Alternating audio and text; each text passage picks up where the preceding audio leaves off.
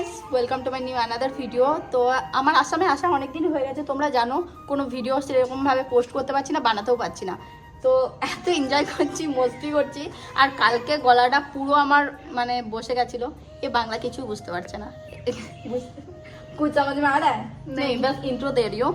তো এখন আমরা রেডি হয়েছি, 5টা বাজে বাজার যাব। তো তোমাদের সাথে শেয়ার করব। আসামে 20 টাকার দোকান আছে, মানে যা খুশি নিতে পারি। তো দেখবো 20 টাকার দোকানে কি পাওয়া যায়। अभी 2020 शॉप में जाएंगे ना, तो वही मैं बोली। तो चलो देखते हैं। चलो फिर देखते हैं। बाबू বাবু সবাই মিলে রেডি হয়ে বসে পড়েছি গাড়িতে। আর দেখতে দেখতে আমরা মেন টাউন শিলচরে পৌঁছে গেছি। সেখানে গিয়ে মার্কেটটা অনেকটা আমার মনে হয়েছে কলকাতা মতনই। তবে হ্যাঁ, অনেক কিছু ইউনিক দেখেছি আমি আসামে এসে, যেগুলো তোমাদের সাথে আমি শেয়ার করব। তোমরা অনেকেই জানো আমি থাকি বোলপুরে, আর বোলপুর মার্কেটের থেকে অনেক কম দামে এই শিলচর মার্কেটে জিনিসপত্র পাওয়া যায়। এই শিলচর মার্কেটে আমি একটা দোকানে এসেছিলাম, যেখানে অনেক ভালো ভালো জিনিসপত্র কম দামে দেওয়া হচ্ছিল। 40 টাকার নেলস নিয়েছিলাম, একটা লিপ বাম নিয়েছিলাম, স্কেচার নিয়েছিলাম 10 টাকা। তারপর চলে এসেছি মলে। আমরা এখন মলে হাঁপিয়ে গেলাম উপরে উঠতে উঠতে। এখন আমরা রয়েছি মলে। তো বাচ্চার জন্য গিফট, বাচ্চার জন্য ড্রেস নেওয়ার আছে, তাই আমরা এখন রয়েছি মলে। সবাই ড্রেসই দেখছে।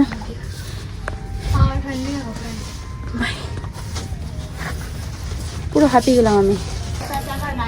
এটা একটা পছন্দ হয়েছে পুচকুর জন্য, তো দেখি। আর ওইদিকে ওরা দেখছে। এখানে মলে অনেক কম দাম, অন্যান্য জিনিসের প্রচুর কম দাম।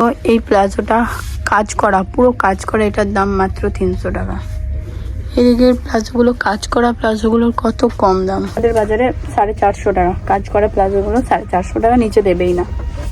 বাজারে এসেছি আর ফুচকা খাবো না সেটা তো হতেই পারে না, তাই চলে এসেছিলাম ফুচকার দোকানে। আর সেখান থেকে ফুচকা খেয়ে বুঝতে পারলাম আমাদের ওদিকেটাই বেটার টেস্টের দিক থেকে। একটা নতুন জায়গায় এসেছি আর শপিং করবো না সেটা তো হতেই পারে না। চলে এসেছিলাম, আর একটা বিয়েও আছে, সেজন্য ভেবেছিলাম ওয়েডিং ড্রেস কিছু নেব।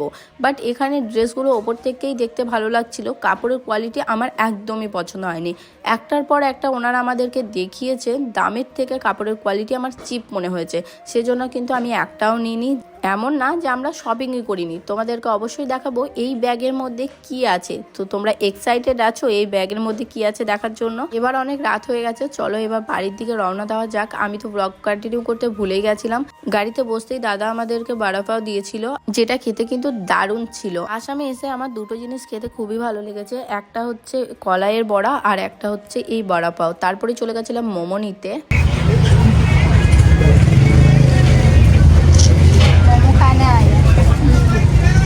মোমো নিতে এসছি।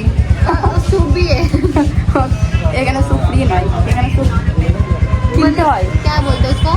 किनता वाली चढ़ गई भाई। चाय पी लो, चाय।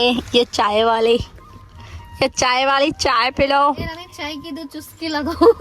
চা খেতে খেতে আমরা সোজা চলে এসেছি বাড়ি। আর বাড়িতে এসে দেখি আমার বান্ধবী রান্না শুরু করে দিয়েছে। এই শিঙি মাছ দিয়ে লাউ রান্না করবে। তো চলো দেখি লাউ রান্নাটা কিভাবে করছে। আসামে এসে একটা জিনিস আমি নোটিস করেছি, সেটা হচ্ছে মাছ। কথায় আছে মাছে ভাতে বাঙালি, কিন্তু আমার এখানে মনে হচ্ছে মাছে ভাতে আসামি, কারণ এরা ডেলি কিন্তু মাছ খায়। তারপর হচ্ছে প্রত্যেকটা সবজিতে এদের মাছ থাকে, মানে মাছকে ফ্রাই করে তারপর সবজিতে দিয়ে দেয়। রেসিপি ভালো লাগলে অবশ্যই লাইক করো। আর এখানে আমার বান্ধবী খেতে বসেছে, আর ওর রাগ মানাবার জন্য দাদা কিন্তু একটা পার্সেল পাঠিয়েছে। সেই পার্সেলের সাথে কিন্তু বিশ্বযুদ্ধ করে আমরা জিতি। আর দেখি এর মধ্যে রয়েছে ড্রাই ফ্রুট। এই ড্রাই ফ্রুটটা নাকি ও খেতে অনেক ভালোবাসে।